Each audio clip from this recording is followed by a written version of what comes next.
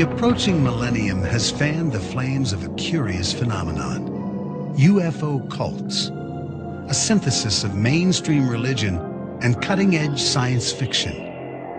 The belief in these technological angels comes from a long history of mankind's faith in a divine plan for the universe. The emergence of these UFO-obsessed groups became news around the world when 39 members of the Heaven's Gate cult committed suicide in Rancho Santa Fe, California in 1997. Survivors of Heaven's Gate provide true stories which read like sci-fi novels. A cult leader's daughter tells of her mother's search for UFOs. A mother of a suicide victim describes her son's alien transformation. Members of another group, the Unarius Academy just down the road from Rancho Santa Fe, drive to a secret UFO landing site where they claim 33 spaceships will arrive in the year 2001. How can we interpret this mania to seek contact with an alien race? Is it simply the human need to believe in the unexplained?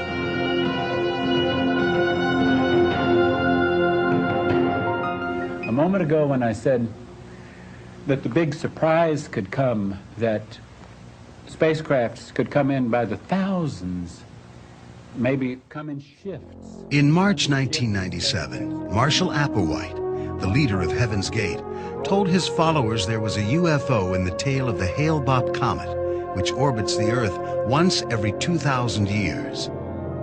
He convinced them that this was their signal to board the flying saucer which would take them into eternity. In order to catch this ride, the 39 cult members committed suicide by a combination of phenobarbital, alcohol, and suffocation. For reasons that still remain unanswered, they wore Nike running shoes, sported buzz haircuts, and carried $5 of quarters in their pockets. This tragedy was the culmination of 22 years of behavior modification under Marshall Applewhite's spell. What once started out as a grassroots Christian sect evolved into a dark millennial cult with beliefs in aliens and Armageddon. So when they presented the picture of being able to literally leave in a craft, so to speak, which they were saying was similar to what Jesus did. He actually left in a physical body. When they overlaid that with modern-day technological information, like that cloud of light was a UFO, it all lined up for me. Early on, Marshall Applewhite and his co-leader Bonnie Nettles had convinced themselves and their followers that they were God's emissaries, here to lead humanity out of a corrupt world. Applewhite said he and Nettles had come from outer space, taking on human bodies as camouflage. They offered salvation to members who could overcome their attachment to human desires such as sex, money, and drugs. Where did this desperate and bizarre mixture of sci-fi and millennial madness begin? Before Marshall Applewhite and Bonnie Lou Nettles became so-called alien agents, they were living separate lives of quiet desperation. Their twisted partnership began some 25 years earlier in Houston. Bonnie's daughter, Terry Nettles, recalls when she was 14 years old, she and her mother would stand in their backyard, searching the skies for UFOs, hoping they would be transported. It would be really neat if one would come and pick us up and take us away, because neither one of us really felt like we were part of this world, that we were always on the outside looking in. And we used to dream about that a lot. We wanted something different. At the same time, in nearby Corpus Christi, Marshall Applewhite's perfect life began to unravel. His 16-year marriage dissolved and his career as a college music professor ended when he was accused of a sexual relationship with a male student. Then Applewhite met Bonnie Lou Nettles just as her 23-year marriage was ending as well. They met in '72 at the theater I used to work at. He was teaching music and drama. It started out with my mom doing astrology charts for the mothers. And I remember her telling me, we were in the living room, that there was something about his chart, something there that was a lot different than somebody else's. From the start, her relationship with Marshall Applewhite was based on a spiritual connection that shunned sex. They turned their New Age and Christian ideologies into a business and went searching for followers.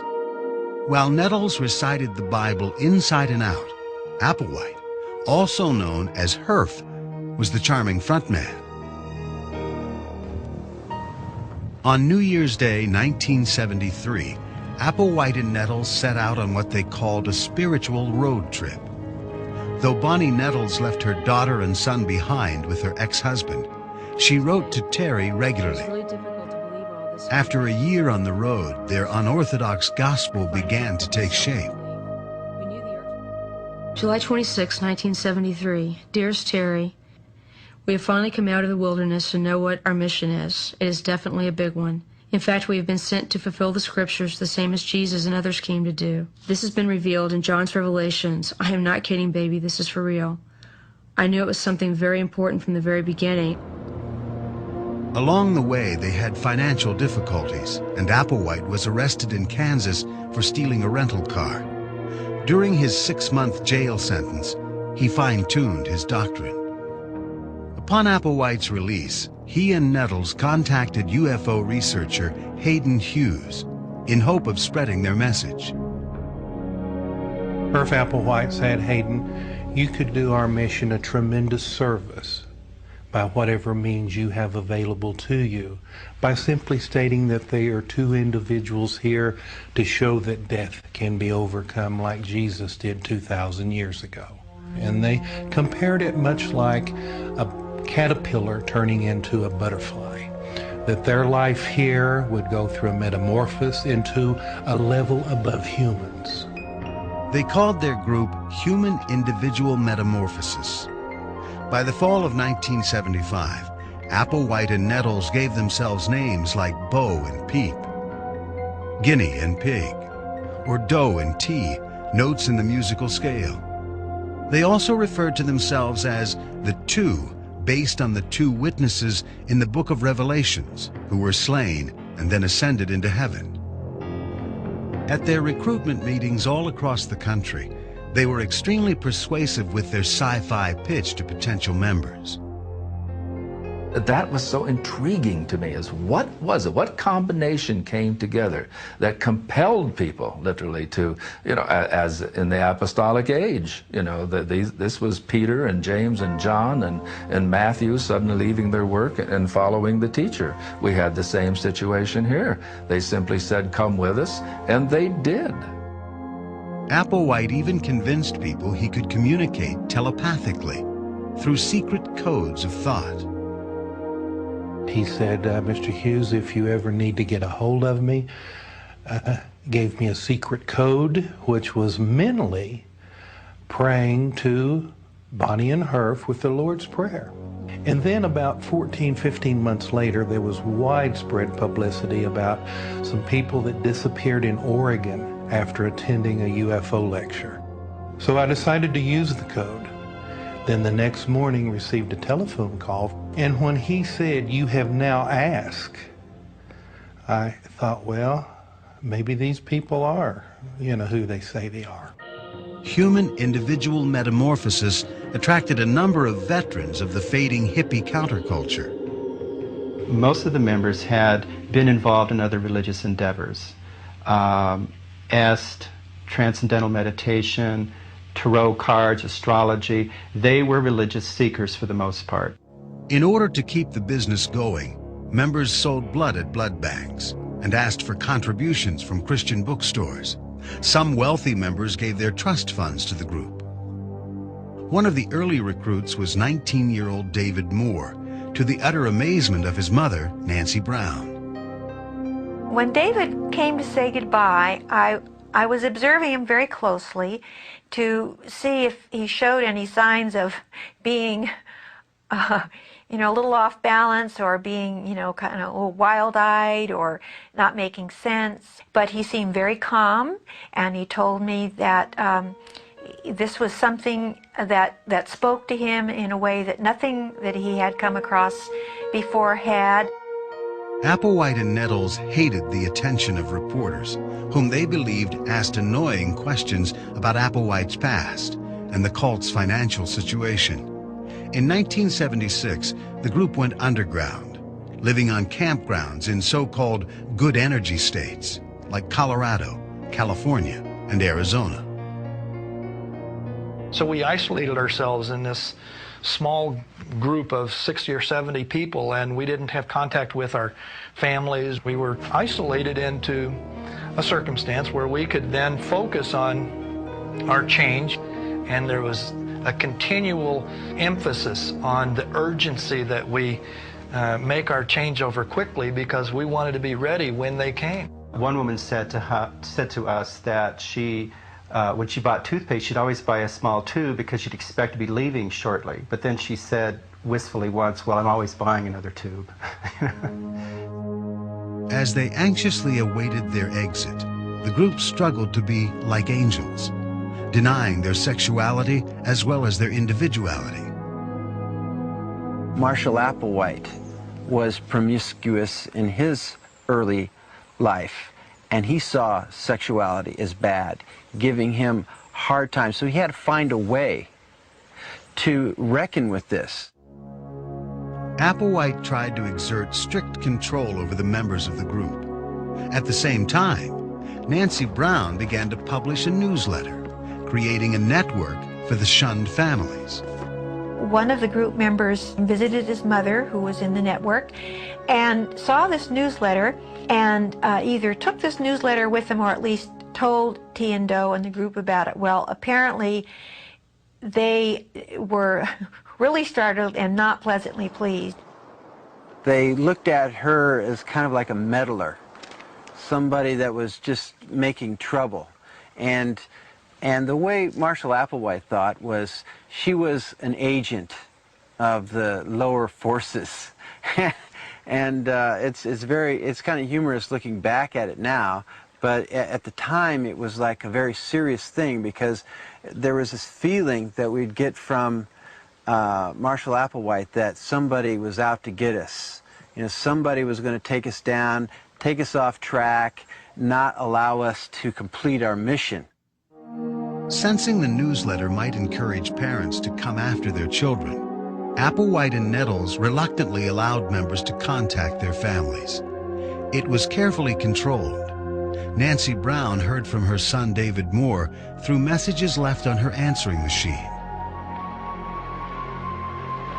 Hello, this is your son David. If you want to know how you can help these parents who want to hear from someone on the trip, if you would print in your newsletter the names of those parents who will promise not to kidnap their family members or keep them from doing what they want to do, I'll promise you that most of these parents will hear from their loved ones pretty quickly. And I don't want you to worry about me, because there's really nothing to worry about. By the early 80s, cracks were beginning to appear in the walls of the cult, which was now called Heaven's Gate. Many longtime members felt confused and quit. Terry Nettles started to sense her mother's doubts in her letters. The letter in '82 that I got from my mom gave me the impression that I felt like she wanted out, or that she no longer believed it. It was something to the effect of, be sure and conform to society, follow all the rules. And I thought, why is she saying these things? This isn't what she would have said to me a few years ago. In 1984, Bonnie Lou Nettles was diagnosed with brain cancer. Admitted into a hospital under an assumed name, she died alone in her native state of Texas. Applewhite never informed Bonnie's children of her illness or death until several months later. She was only a few hours away from me, so nobody even bothered to call me to tell me that my mom was dying so that I could be there with her. Nothing. My entire insides felt like it had been ripped out. And I spent many nights waking up the next day with my pillows soaking wet because I would just cry through the night. Though Marshall Applewhite carried on without his beloved Bonnie Nettles, Doe, as he was called, was shaken by T's death. It put not just Doe to the test, but it put all of us to the test of our commitment to the next level. Do we think this is real, or do we think this is just a con game? How could a messenger of God die and her body remain on Earth? Marshall Applewhite had to quickly revise his doctrine. He or they needed to kind of account for what happened to her. They contemplated the idea that one could achieve this spiritual transcendence through some other means than just physically going there in UFOs, that suicide was an option. At her work, because it's not the one that the old influences or the old vehicles, impulses would respond to. So frequently this is what we do. To maintain his role as the supreme and all-knowing leader, Applewhite enforced strict regulations that would further squelch free choice. Regimentation, daily life, measuring of food, rigid rules when they went out to the external world to work, not to interact with people. It was all to become more and more focused as if they were on a spacecraft leaving, and if you were out in the outer world, you were out of craft. If you were in the house doing routines, that was in craft. Applewhite began to question the obedience of his members. In the past, he had distanced himself from other men in the group to avoid his homosexual urges. Now, he asked the men to join him in castration. Marshall Applewhite was talking about how far would you go in order to attain your mission. And so he evidently was entertaining castrating himself, getting rid of the human need to reproduce, or that hormonal impulse to be attracted to the opposite sex, or to be attracted to any sex. I started going, whoa, I don't know, I can't really go for this. Michael Conyers did not undergo the procedure, but Applewhite and 6 other men in the cult flew to Mexico City and were surgically castrated. In the early 90s, Marshall Applewhite used the internet to spread his gospel to the outside world. He began designing personal websites, calling the company a higher source. Eventually, they were earning nearly $400,000 a year. With this income, they recruited new members by placing a full-page ad in USA Today and other newspapers. Doe got instruction to relate to the world again and go out and collect any of the so-called second wave, or anyone who was ready for this transition that didn't come aboard the first time around. Now, everything was interpreted as a warning signal from above. At a campground in California, the cult thought the sky offered a message of impending doom. The forest fires in the area had created this kind of blood red sky, and the sunset and the sun was bright red. So they interpreted that through a biblical passage that said the end times are near. In March of 1997, the comet Hale-Bopp was nearing Earth's orbit for its first visit in 2,000 years. Applewhite prophesied a UFO was following in the tail of the comet. He said, "It's the marker we've been waiting for, the spacecraft from the level above human to take us home to the literal heavens." I know that Doe and the class felt like that the comet itself was significant, that this was a next level's way of saying, okay, let's wrap it up here. The Higher Source website posted a cryptic red alert message on the internet. The cult had sent letters and videotaped messages via FedEx to several old friends. Let me say that our mission here at this time is about to come to a close in the next few days. We came from distant space, and even what some might call somewhat of another dimension. And we're about to return from whence we came. On March 26th, 39 bodies were found in Rancho Santa Fe, California.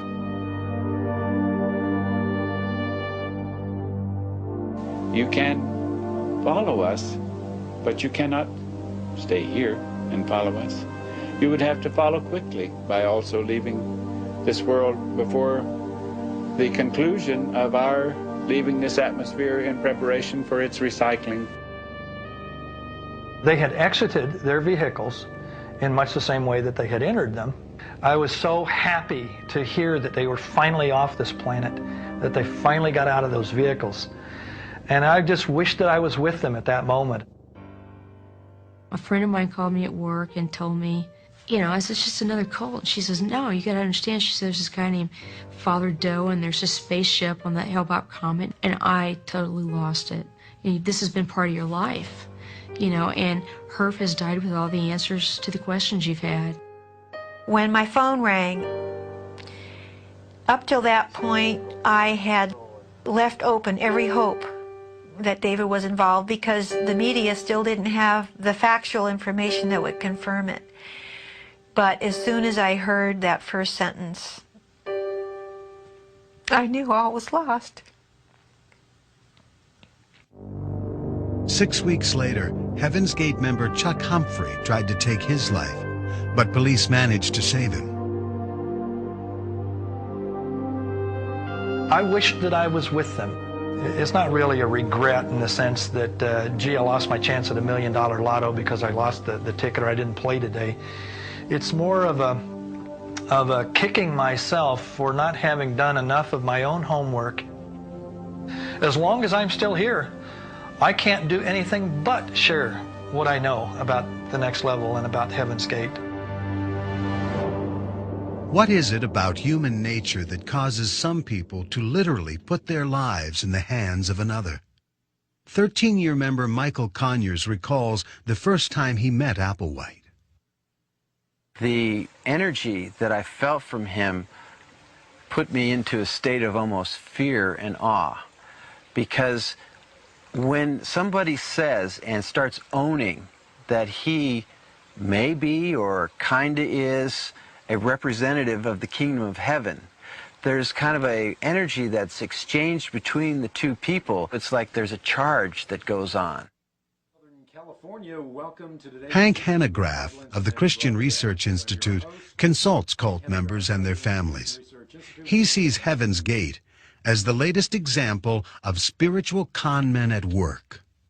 So often they follow a leader who is presenting them the skin of the truth stuffed with a deadly lie. I don't think that there's a more classic current case of that than Herf Applewhite. And when he told them that they had been impregnated with an alien spirit, and that's why his message resonated with them, they were immediately willing to follow the seductive siren call of the cult leader, and in this case, follow it right to their deaths. The lure of Heaven's Gate was not just the security of belonging to a group. It was the promise of a UFO taking that group to a better world. For people that have a particularly strong case of alienation, this can become a very powerful segment of your life. There is a vision of another kind of world in which we could live a lot better, and maybe the UFO can take us there. Applewhite had led his followers here and there, changing their course as his own personal demons dictated. Finally, time ran out on him. In the case of Heaven's Gate, originally the shift was to a waiting mode. We are waiting, and during this time of waiting, we will prepare ourselves. We'll purify ourselves. We'll cleanse ourselves. We'll make ourselves beings fit for the spaceship when it finally arrives. That's a dangerous mode because eventually you have to give up the waiting. For Marshall Applewhite, the exotic comet gave him an opportunity to take his life. For his deluded and estranged followers, it was the end of their journey.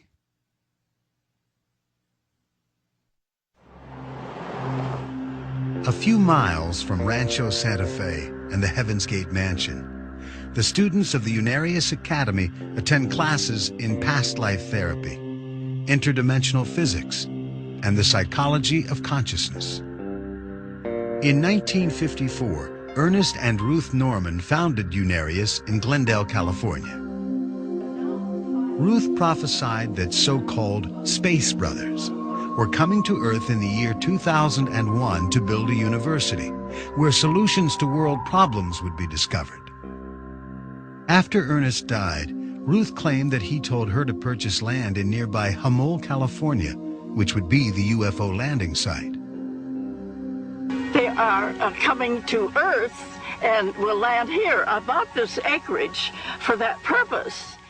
In 1994, when Ruth Norman died, 25-year member Charles Spiegel became director of the Unarius Academy.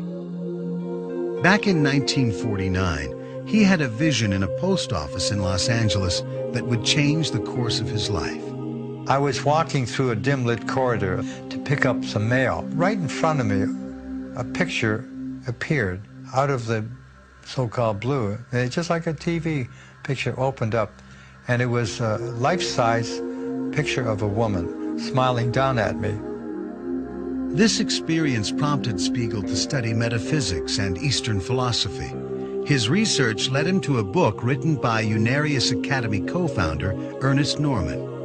Norman wrote about past lives, psychic travel to other dimensions, and UFOs. Charles Spiegel contacted the Normans and asked for a meeting.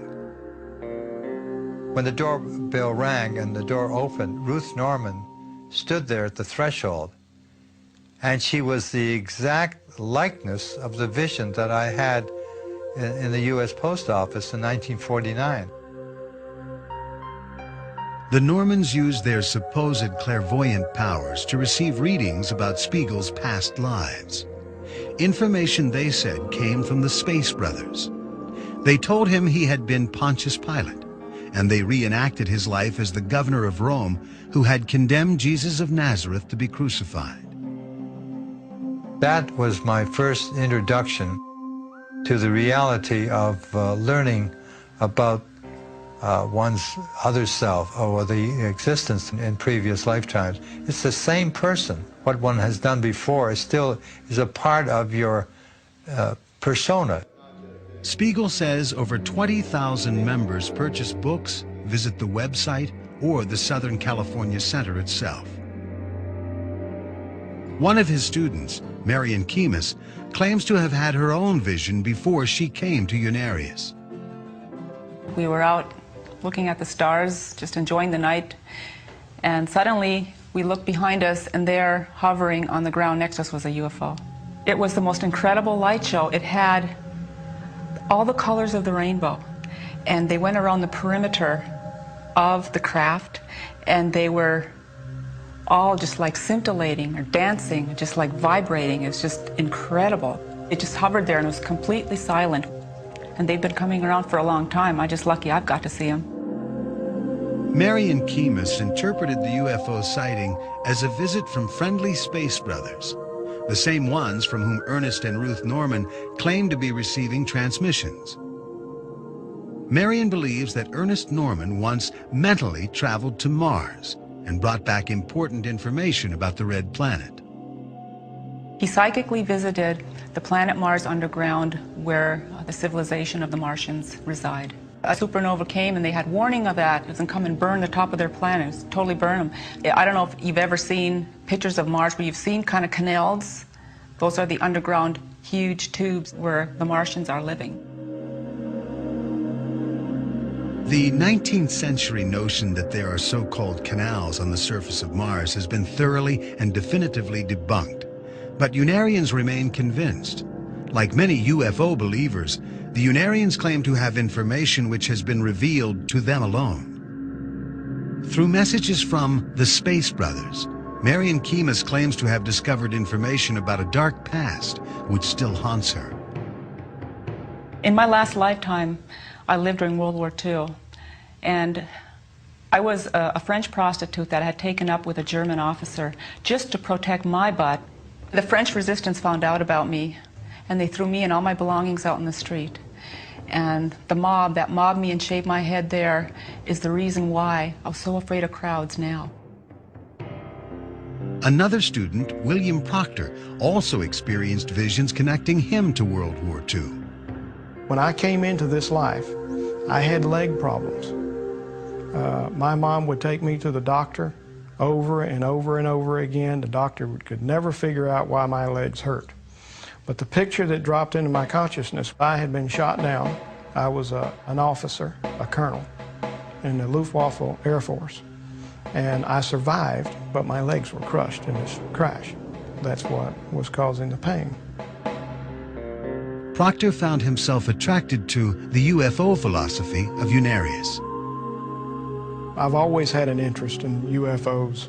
That isn't what brought me to Unarius. But I've always had the interest that there were life on other worlds. And as far as the Unarius Academy of Science, that opened the door for me. These, what we call space brothers, are human beings, and they're like us, except they're more advanced. And in the year 2001, we're going to meet these people.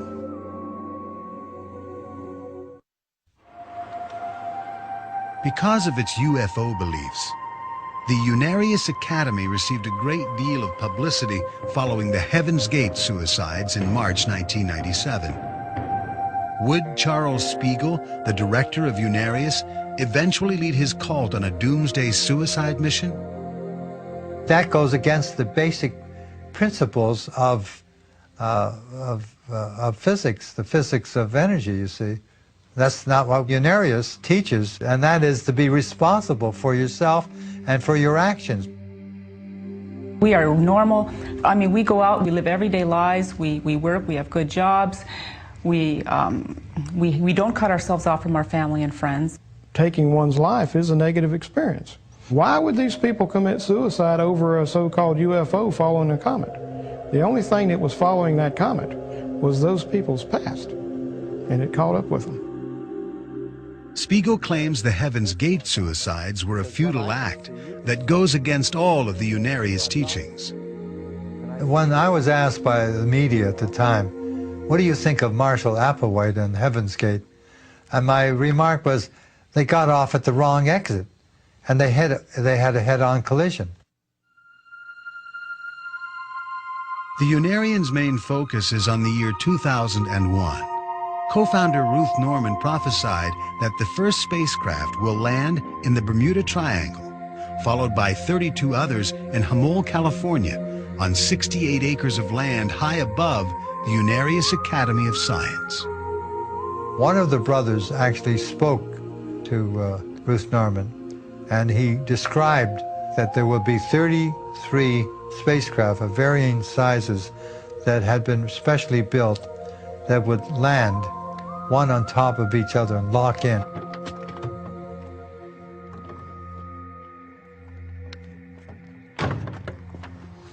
Welcome, welcome to the future landing site. These advanced teachers, 1,000 teachers per ship, have technology from their worlds that they want to share with us, problems such as economical, pollution, the ozone problem. They have the problems that we have on this planet. They have gone through every one of these problems, and they have advanced knowledge that will help us in resolving problems here that will be the future, positive future for the Earth world.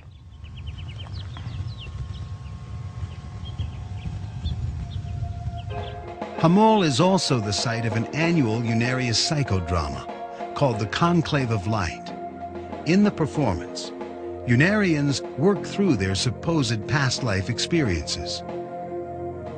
Many Unarians fear that this secluded location may become a battleground if hostile government troops attack the peaceful brothers from another world.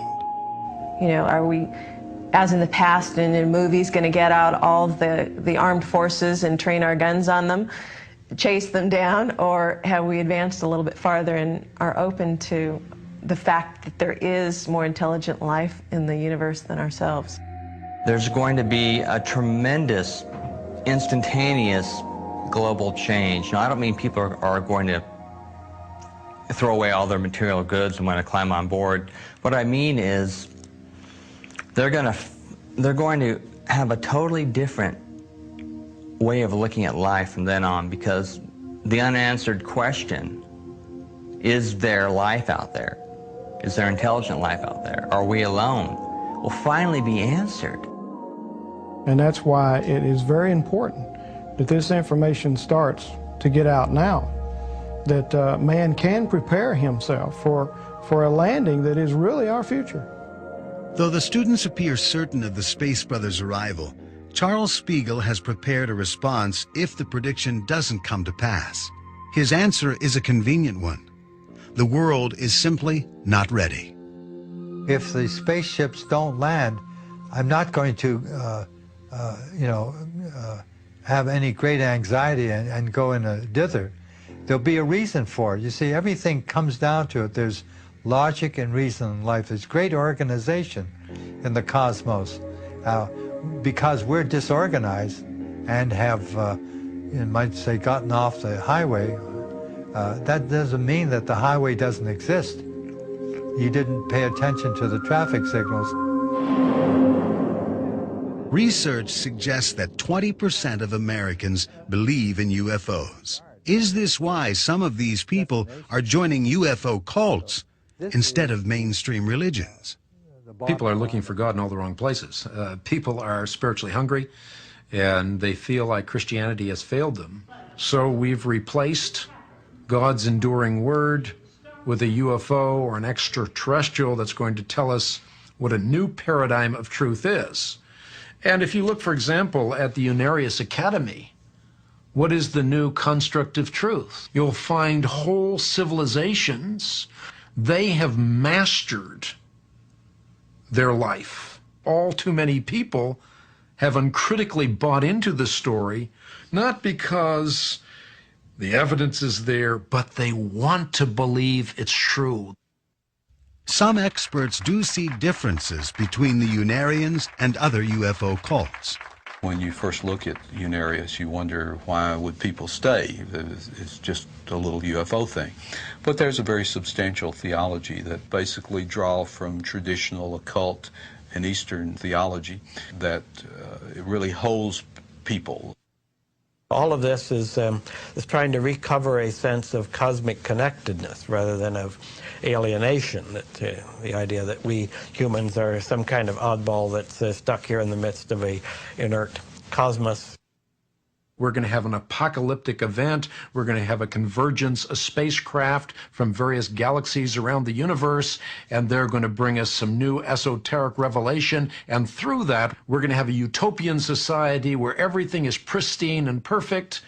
And of course, as P.T. Barnum said, there's a sucker born every minute. People have always had a fascination with the heavens. UFO groups celebrate this connection to the stars.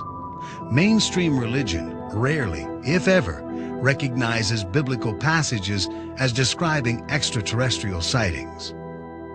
In the mountains of Sedona, Arizona, Milton Notdurft, an 85-year-old retired Methodist pastor, embraces traditional Christian beliefs, as well as ideas shared by many UFO cults. Reverend Notdurft's awakening came when he saw what he believed were UFOs in the skies just outside New York City. We saw a UFO, well, it looked like a radio tower or something, so I paid no attention, drove right on by. About 3-4 miles down the road, there was another one. There were finally 4 of them, blinking green and orange and red and white. And I thought, well, they must be putting on a show for me. So that was my introduction physically. Though Reverend Notdurft believes in UFOs, he found mainstream clergy and churchgoers don't share his views. He discovered this when he talked about his UFO experiences with his congregation. I don't talk about them in sermons. I did once, and that was a mistake, because I thought this was going to change the world in a week or two. It didn't. No matter how interesting or frightening they may be, things change slowly. After the UFO sighting, Reverend Notdurft began a spiritual search for clues that might acknowledge the existence of what he witnessed. He believes the Bible has many passages which document extraterrestrial life. Notdurft cites the Star of Bethlehem, which led the wise men to Jesus of Nazareth. And the Bible tells us that the star that they had seen went before them until it came and stood over the place where the young child was. Comets don't act like that. Planets don't act like that. Asteroids don't act like that. It has to be something else. Milton Notdurft is also a believer in reincarnation. This age-old belief is shared by some Buddhists, Hindus, Native Americans, and many UFO cults. Notdurft claims reincarnation explains many of life's mysteries. That was not a part of my Christian belief at all. People say, I don't want to go through this life again. I've had enough of it. That isn't the point. It isn't this life you're going through again. It's a new one that is going to teach you some different things than the last one did. Notdurft predicts that a shift in planets will bring changes with the new millennium. The acceptance of UFOs would mean a new way of life on Earth. The first thing that will be affected is economics. If we can get free energy for all time to come, what will happen to your electric stock? Secondly is religion. And if you think religion hasn't separated us, just think of the thousands of denominations and cults that there are in the world. So obviously something's wrong with our ideas of religion. Has mainstream religion ever acknowledged the possibility of UFOs? So I would say from a Christian standpoint that the Bible doesn't preclude the possibility of UFOs. Science doesn't preclude the possibility of UFOs. I would just say that there's no real, tangible evidence for them. So I think that many people believe what they believe because they want to believe it. UFOs reflect a deep human need to connect with the heavens, a spiritual quest expressed in ancient text, Greek mythology, and now in modern science fiction. I think that one can understand UFOs religiously in the term that Carl Jung, the great psychologist, used, that they function as technological angels in a technological society. So what this is saying is that the same kind of entities that we might once have thought of as like angels, gods, and so on, coming down from heaven in a supernatural way, now come in spaceships. Throughout history, man has looked to space and the stars for answers. Could it be that the heavens offer an order and harmony that our unstable world lacks?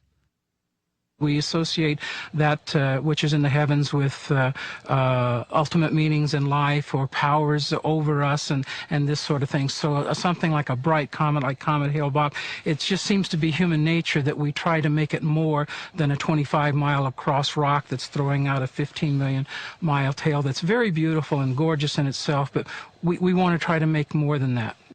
All of us, we look up at the stars at night.